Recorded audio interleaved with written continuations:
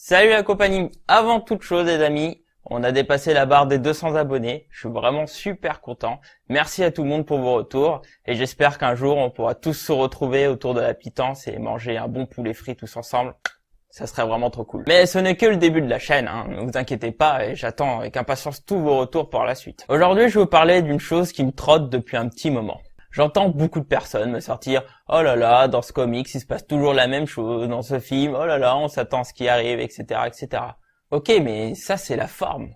Le fond peut être complètement différent, malgré une forme complètement identique. D'où la question même. Qu'est-ce qui est le plus important? La forme ou le fond? Eh bien, posons-nous 5 minutes les amis.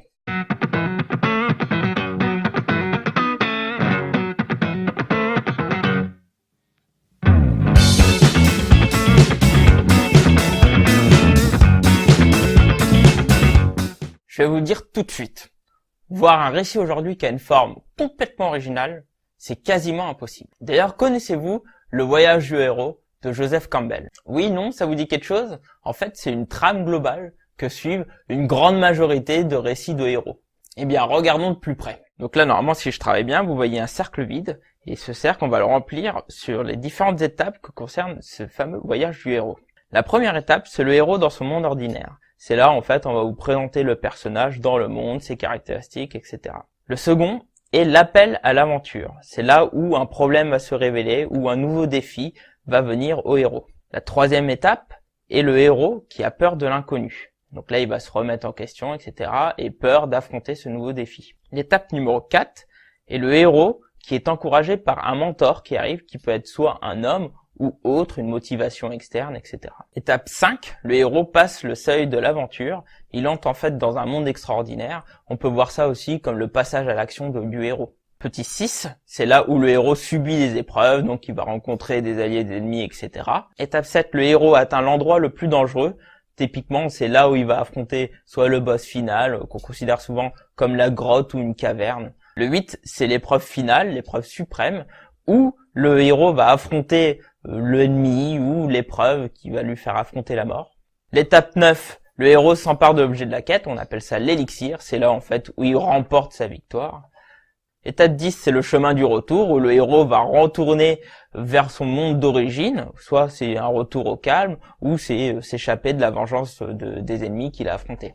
Donc l'étape 11, le héros revient du monde extraordinaire, où il est transformé par l'expérience. Et l'étape 12, donc, c'est le retour dans le monde d'origine, avec un personnage transformé par cette nouvelle expérience. Voilà. Si vous réfléchissez bien, une grande partie des récits de super-héros suivent cette trame-là.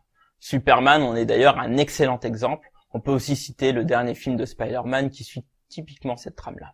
D'ailleurs, cette trame n'est pas forcément reprise dans les récits de héros. On les retrouve aussi dans les thrillers ou aussi dans les polars, etc. D'ailleurs, il en existe bien d'autres des trames qui sont utilisées et réutilisées dans les comics.